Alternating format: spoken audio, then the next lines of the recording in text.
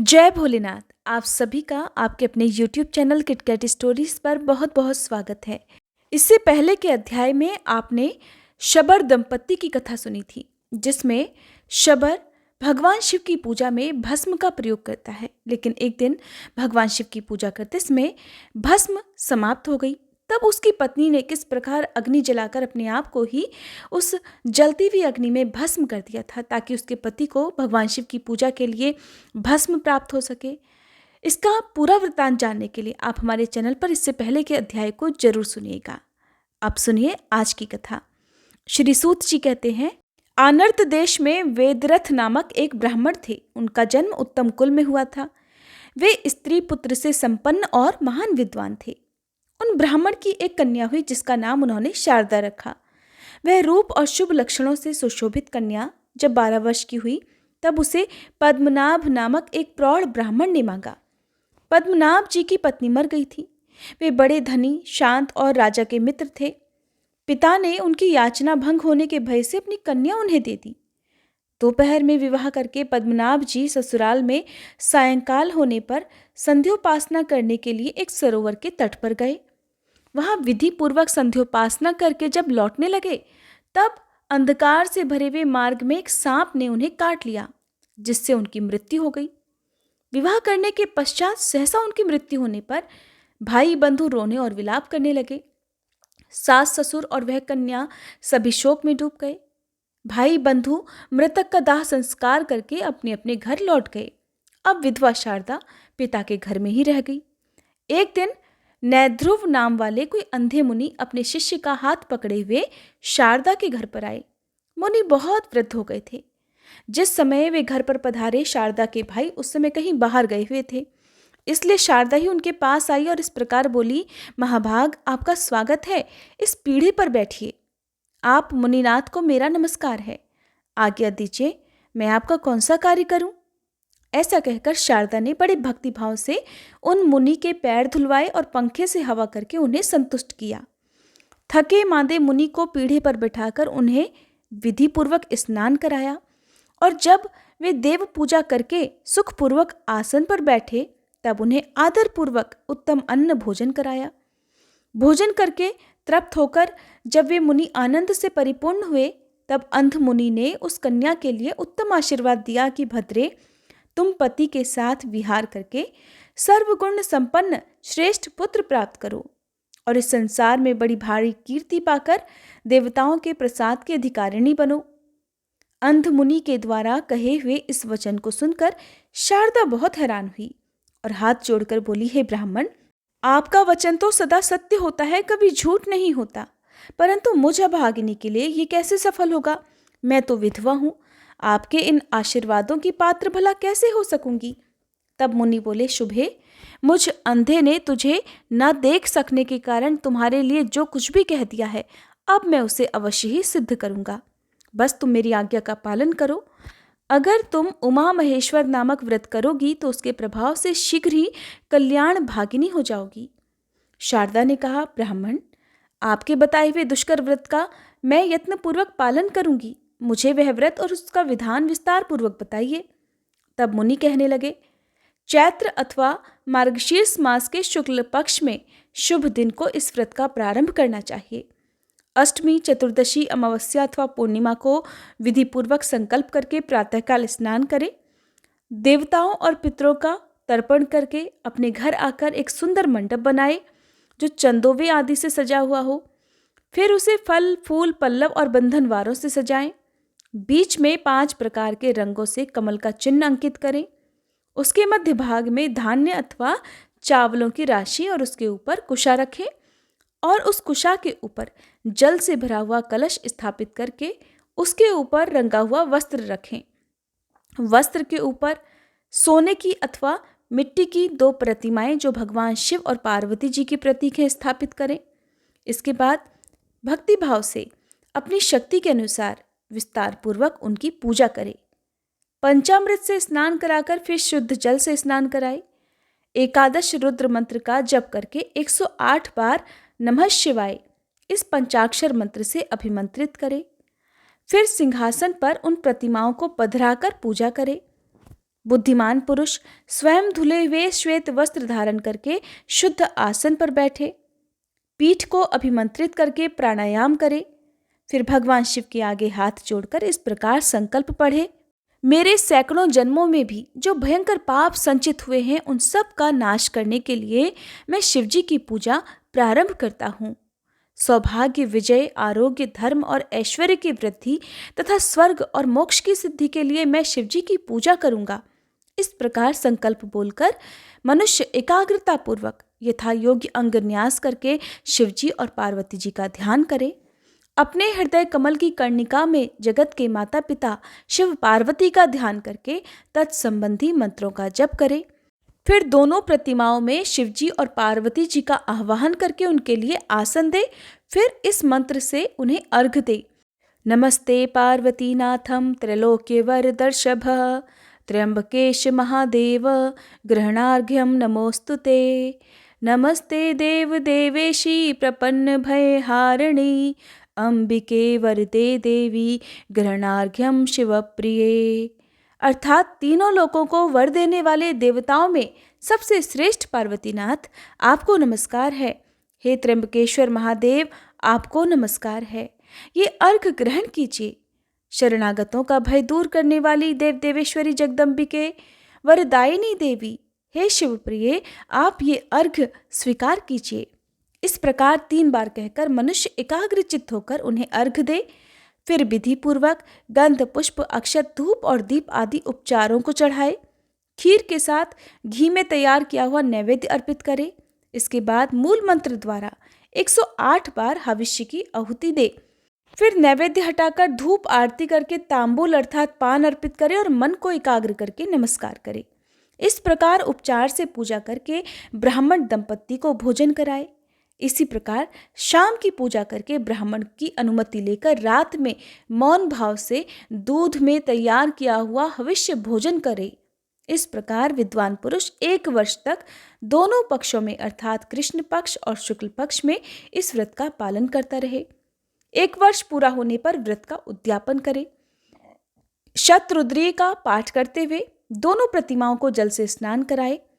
आगमोक्त मंत्रों से शिव पार्वती जी की भलीभांति पूजा करे और अंत में वस्त्र, स्वर्ण और प्रतिमा सहित कलश सदाचारी आचार्य को देकर ब्राह्मणों को भोजन कराए। उनका भी यथाशक्ति स्वागत सत्कार करके उन्हें गौ, स्वर्ण और वस्त्र आदि की दक्षिणा दे। इसके बाद ब्राह्मणों की आज्ञा लेकर अपने इष्ट मित्रों और बंधु बांधवों के साथ स्वयं भी भोजन करे।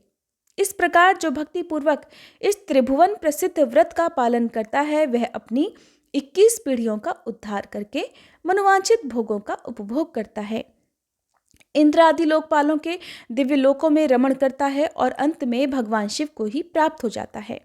शुभे, मेरे बताए हुए इस महाव्रत का तुम भी श्रद्धा पूर्वक अनुष्ठान करो।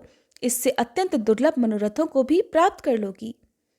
मुनीश्वर नैध्रुव के इस प्रकार आदेश देने पर फिर शारदा ने विश्वास पूर्वक उनके वचनों को ग्रहण किया। इसके बाद उसके पिता, माता और भाई बाहर से घर में आए। उन्होंने देखा कि मुनि भोजन करके सुखपूर्वक बैठे हुए हैं। सबने सहसा आकर उन महात्मा के चरणों में प्रणाम किया और स्वयं भी उनका पूजन किया। साध्वी शारदा ने उस श्रेष्ठ मुनि का पूजन किया है और मुनि ने उसे अनुग्रह पूर्वक व्रत का उपदेश दिया है। ये सब सुनकर उसके भाई बंधुओं को बड़ी प्रसन्नता हुई। वे हाथ जोड़कर कहने लगे, मुने, आज आपके आगमन मात्र से हम सब लोग धन्य हो गए। हमारा समस्त कुल पवित्र हो गया और ये घर भी सार्थक हो गया है। आप हमारे घर के पास में ही निवास करें और जो ये घर का मठ है ये स्नान पूजा के लिए बहुत उपयोगी है, इसलिए इसी में रहिए। इसी प्रकार प्रार्थना करने पर उन मुनि श्रेष्ठ ने बहुत अच्छा कहकर ब्राह्मण के उत्तम मठ में निवास किया। इस प्रकार मुनि के समीप नियम में मन लगाकर उस महाव्रत का पालन करती हुई शारदा का 1 वर्ष पूरा हो गया। वर्ष बीतने पर उसने पिता के घर में ही ब्राह्मण भोजन पूर्वक भली भांति व्रत का उद्यापन किया। उन ब्राह्मणों को यथायोग्य दक्षिणा देकर प्रणाम पूर्वक विदा किया। माता पिता ने उसके इस कार्य की बड़ी प्रशंसा की। शारदा उस दिन भी उपवास करके नियम पालन पूर्वक महात्मा नैध्रुव के बताए हुए उत्तम मंत्र का जप करती रही। इसके बाद प्रदोष काल आने पर उसने भगवान शंकर का पूजन किया और घर के पास वाले मठ में भगवान शिव का ध्यान करती हुई साध्वी शारदा रात भर भगवान शिव के पास जागरण करती रही। शारदा की भक्ति और मुनि की तपस्या और समाधि से संतुष्ट होकर जगन माता पार्वती जी उनके सामने प्रकट हुई। उनके प्रकट होते ही अंधे मुनि को दो नेत्र मिल गए। अपने सम्मुख प्रकट हुई जगन माता पार्वती जी का दर्शन करके वे मुनि और वह ब्राह्मण कन्या दोनों ही उनके चरणों में गिर पड़े। तब उन दोनों को उठाकर पार्वती जी ने बड़े प्रेम से कहा, मुनि श्रेष्ठ, मैं तुम्हारे ऊपर बहुत प्रसन्न हूँ। पाप रहित पुत्री शारदा, तुम्हारे ऊपर भी मैं प्रसन्न हूँ। बोलो, तुम्हारी रुचि के अनुसार कौन सा देव दुर्लभ वर प्रदान करूं? मुनि कहने लगे, देवी, ये शारदा नाम की कन्या विधवा हो गई है। मैंने अंधा होने के कारण इस बात को न जानकर इसकी सेवा से संतुष्ट होकर इसे यह आशीर्वाद दिया कि तुम अपने पति के साथ चिरकाल तक विहार करके उत्तम पुत्र प्राप्त करो। जगदम्बे, अब आप ही मेरे इस वचन को सत्य करें। आपको नमस्कार है। तब देवी पार्वती ने कहा, हे ब्राह्मण, ये शारदा पूर्व जन्म में एक द्राविड़ ब्राह्मण की द्वितीय पत्नी थी। उस समय इसका नाम भामिनी था। भामिनी अपने पति की बड़ी प्यारी थी। अपनी रूप माधुरी से परम मनोहर दिखाई देने वाली भामिनी ने रूप वशीकरण आदि छलपूर्ण उपायों से अपने पति को अपने वश में कर लिया। वह मोहग्रस्त ब्राह्मण अपनी छोटी पत्नी में ही आसक्त होने के कारण अपनी बड़ी और पतिव्रता पत्नी के पास कभी नहीं गया। पति समागम से वंचित होने से वह स्त्री पुत्रहीन रह गई। इससे वह मन ही मन सदा संतप्त रहती थी, दुखी रहती थी।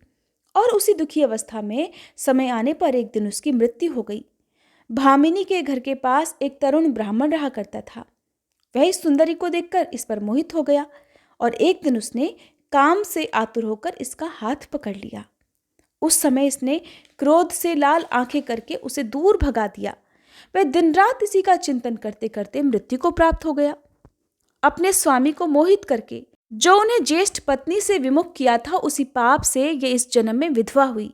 जो स्त्रियां संसार में पति पत्नी में वियोग कराती हैं, उन्हें अलग कराती हैं, उन्हें 21 जन्मों तक बाल्यावस्था में विधवा होना पड़ता है।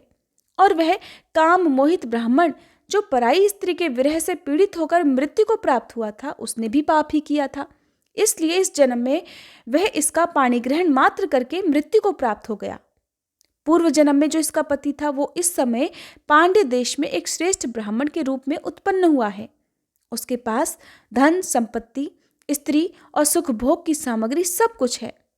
ये शारदा अपने उसी पति के साथ प्रत्येक रात्रि में स्वप्नावस्था में समागम करके जागरण काल की अपेक्षा भी श्रेष्ठ रति सुख का अनुभव करे।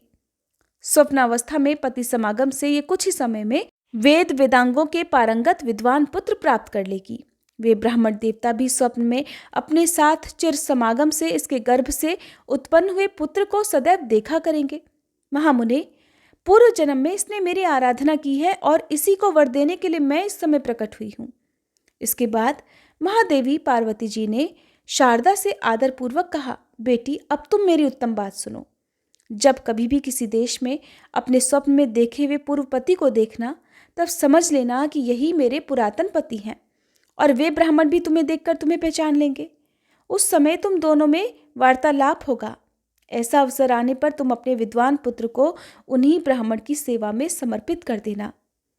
उमा महेश्वर व्रत का जो श्रेष्ठ फल है, उसके अर्ध भाग को इस प्रकार उन्हीं के हाथों में सौंप देना और तब से उन्हीं के अधीन होकर रहना। तुम दोनों को स्वप्न मिलन के सिवा कभी भी शारीरिक संग नहीं करना चाहिए। समय आने पर वे श्रेष्ठ ब्राह्मण जब मृत्यु को प्राप्त होंगे, तब उन्हीं के साथ चिता की अग्नि में प्रवेश करके तुम मेरे धाम को प्राप्त हो जाओगी। ऐसा कहकर देवी पार्वती अंतर्ध्यान हो गईं। वह कन्या करुणामयी पार्वती जी का वरदान पाकर बहुत प्रसन्न हुई। रात बीतने पर नए नेत्र पाए हुए धर्मज्ञ मुनि ने उसके माता पिता से एकांत में सारी बात बता दी। इसके बाद वे चले गए। इस प्रकार कुछ समय बीतने पर शारदा ने स्वप्न में पति का समागम प्राप्त किया। देवी पार्वती के वरदान से उसके गर्भ रह गया। उस विधवा को गर्भवती हुई सुनकर सब लोग उसे व्यभिचारिणी कहकर उसे धिक्कारने लगे। उसके मरे हुए पति के जाति भाइयों ने जब ये असह्य बात सुनी, तब वे सब लोग शारदा के पिता के घर आए। गांव के बड़े बूढ़े पंडित भी घर आए। सब ने कुल के वृद्ध पुरुषों के साथ बैठकर विचार विमर्श किया। लज्जा से नतमुख हुई गर्भवती शारदा को बुलाकर कुछ लोग बड़े क्रोध में भरकर उसे डांटने लगे। कुछ लोगों ने तो उसकी ओर से मुंह फेर लिया। कुछ निर्दयी वृद्धों ने अपना निर्णय इस प्रकार सुनाया कि ये पाप बुद्धि वाली कन्या दोनों कुलों का नाश करने वाली है। इसके केश मुंडवाकर नाक और कान दोनों काट दिए जाएं और इसे कुल और जाति से बहिष्कृत करके गांव से बाहर निकाल दिया जाए। ये सुनकर सब लोग ऐसा ही करने को तैयार हो गए। ठीक उसी समय आकाशवाणी सुनाई पड़ी। इस कन्या ने न तो कोई पाप किया है, न कुल में कलंक लगाया है और न ही इसके पातिव्रत्य का भंग हुआ है। ये सदाचार परायणा स्त्री है। इसके बाद जो लोग भी इसे कुल्टा या व्यभिचारिणी कहेंगे, उन पाप मोहित मनुष्यों की जिह्वा तत्काल ही विदीर्ण हो जाएगी। इस प्रकार आकाशवाणी सुनकर उसके माता पिता आदि सब लोगों को बड़ी प्रसन्नता हुई। कुछ अविश्वासी मनुष्य तो कहने लगे कि यह आकाशवाणी ही झूठी है। ऐसा कहते ही उनकी जिह्वा के 2 टुकड़े हो गए। फिर तो सब जाति भाई, बंधु बांधव, स्त्रियां और बड़े बूढ़े साधु साधु कहकर शारदा की प्रशंसा करने लगे। कुल की स्त्रियां प्रसन्न हो गईं और एक दूसरे से कहने लगी कि देवतागण कभी झूठ नहीं बोलते, परंतु ये समझ में नहीं आता कि आखिरकार इसने गर्भ कैसे धारण कर लिया। इस प्रकार भ्रम में पड़े हुए लोगों को देखकर लोक तत्व को जानने वाले एक वृद्ध पुरुष ने कहा कि ये जो कुछ भी देखने और सुनने में आता है वो संपूर्ण विश्व मायामय है। इस क्षण भंगुर संसार में अकथनीय और असंभव बातें भी माया से होती ही रहती हैं। माया ईश्वर के अधीन है, इसलिए उस ईश्वर की लीला का रहस्य भला कौन जान सकता है। सत्यवती मछली के पेट से पैदा हुई और महिषासुर भैंस के गर्भ से उत्पन्न हुआ है। वसुदेव जी से रोहिणी के गर्भ से पुत्र का जन्म हुआ और मुनि के शाप से सांब के पेट से मूसल पैदा हुआ और मुनियों के मंत्र बल से राजा यवनाश्व के भी गर्भ रह गया था। इसी प्रकार ये कल्याणमयी सती शारदा भी अपने महान व्रत के प्रभाव से गर्भवती हुई है। ये बात निश्चयपूर्वक कही जा सकती है। इस विषय में स्त्रियां ही इसे एकांत में ले जाकर सच्ची बात पूछें। इस निश्चय के अनुसार फिर स्त्रियों ने उसे एकांत में ले जाकर इस बारे में पूछा। शारदा ने उन सभी स्त्रियों से अपना अत्यंत अद्भुत वृतांत पूरी तरह से कह सुनाया। सच बात का पता लगने पर सब लोग उस सती का आदर करके प्रसन्नचित्त होकर अपने अपने घर को चले गए। इसके बाद शुभ समय आने पर शुद्ध अंतःकरण वाली शारदा ने बाल सूर्य के समान तेजस्वी बालक को जन्म दिया। वह कुमार बाल्यावस्था में ही बहुत अधिक विद्या प्राप्त करके परम बुद्धिमान हो गया था। इसके बाद गुरुजी ने समय आने पर उसका उपनयन संस्कार किया। वह लोक मनोहर बालक लोक में शारदेय नाम से विख्यात हुआ। उसने 8वें वर्ष की आयु में ऋग्वेद, 9वें वर्ष में यजुर्वेद और 10वें वर्ष में सामवेद को लीलापूर्वक पढ़ डाला। इसके बाद त्रिलोक पूजित शिव पर्व प्राप्त होने पर सभी देश के निवासी मनुष्य गोकर्ण तीर्थ में जाने लगे। सती शारदा भी अपने पुत्र के साथ गोकर्ण तीर्थ में गई। वहां उसने अपने पूर्व जन्म के पति को, जिनका स्वप्न में सदा ही दर्शन किया था, आया हुआ देखा। वे ब्राह्मण बंधुओं से घिरे हुए थे। उन्हें देखकर शारदा प्रेम मगन हो गई और उन्हीं की ओर दृष्टि लगाए हुए खड़ी रही। ब्राह्मण भी रूप और लक्षणों से पहचानी हुई तथा स्वप्न में सदा भोगी जाने वाली उस स्त्री को और स्वप्न में ही अपने से उत्पन्न हुए उस कुमार को भी देखकर आश्चर्यचकित होकर उसके पास आए और इस प्रकार बोले, कल्याणी, तुम कौन हो? किसकी पत्नी हो? कौन तुम्हारा देश है और किसकी पुत्री हो? उनके द्वारा इस प्रकार पूछी जाने पर उस स्त्री ने बाल्यावस्था में अपने विधवा होने का सारा वृतांत कहा। तब ब्राह्मण ने फिर से प्रश्न किया कि देवी, फिर ये पुत्र किसका है? चंद्रमा के समान सुंदर इस बालक को तुमने कैसे गर्भ में धारण किया है? शारदा कहने लगी, स्वामी, इस सब विद्वाओं में विशारद मेरा ही पुत्र है। मेरे ही नाम पर लोग इसको शारदेय कहते हैं। उसकी ये बात सुनकर श्रेष्ठ ब्राह्मण हंसकर बोले, देवी, तुम्हारा पति तो विवाह करके तुरंत ही मर गया, फिर भला इस पुत्र का जन्म कैसे हुआ? इसका कारण बताओ। शारदा बोली, महामते, परिहास से कोई लाभ नहीं। आप मुझे जानते हैं और मैं आपको जानती हूँ। इस विषय में हम दोनों के ही मन इस बात का प्रमाण है। ऐसा कहकर उसने देवी के दिए हुए वरदान आदि की बातें बताई और अपने व्रत के आधे भाग व्रतधारी कुमार शारदेय को उन्हें सौंप दिया। वे ब्राह्मण देवता बहुत प्रसन्न हुए। उन्होंने कुमार को हृदय से लगा लिया और शारदा के माता पिता की आज्ञा लेकर शारदा तथा उस बालक को अपने घर बुलाकर ले गई। ब्राह्मण के घर में शारदा ने कई मास बिताए। जब उनकी मृत्यु हो गई तब उन्हीं के साथ चिता की अग्नि में प्रवेश करके उसने उनका अनुसरण किया। फिर वे दोनों दिव्य दंपत्ति होकर दिव्य विमान पर बैठे और भगवान शिव के लोक में चले गए। इस प्रकार मैंने यह पवित्र उपाख्यान सुनाया जो पढ़ने और सुनने वालों को भोग और मोक्ष प्रदान करने वाला है। प्रतिदिन भगवत संबंधी उत्तम कथा के श्रवण से मनुष्य परम गति को प्राप्त होता है। पुण्य क्षेत्र में निवास करने से चित्त शुद्ध होता है। उत्तम कथा के सुनने से मनुष्य जिस प्रकार उत्तम गति को पाता है उस प्रकार अन्य उत्तम व्रतों से नहीं पाता। अन्य व्रतों से उसकी बुद्धि वैसी उत्तम नहीं होती। जैसे बार बार शोधन करने पर दर्पण निर्मल होता है, वैसे ही सत्कथा सुनने से मन अधिकाधिक शुद्ध हो जाता है। मन शुद्ध होने पर मनुष्यों के द्वारा शिव जी का ध्यान सिद्ध होता है। ध्यान से पुण्यात्मा पुरुष मन, वाणी और शरीर द्वारा संचित समस्त पाप राशि को धोकर भगवान शिव के परम पद को प्राप्त हो जाते हैं। इसलिए जिन्होंने अपना पुण्य भगवान शिव के चरणों में समर्पित कर दिया है, उन लोगों के लिए भगवान शिव की उत्तम कथा का श्रवण कीर्तन ही सर्वोत्तम साधन है, क्योंकि कथा से ध्यान सिद्ध होता है और ध्यान से कैवल्य की प्राप्ति होती है। मुनिवरों, आप लोग बड़े ही सौभाग्यशाली हैं। आपका ही जीवन सफल है, क्योंकि आप लोग सदा भगवान शिव के उत्तम कथा अमृत रस का सेवन करते हैं।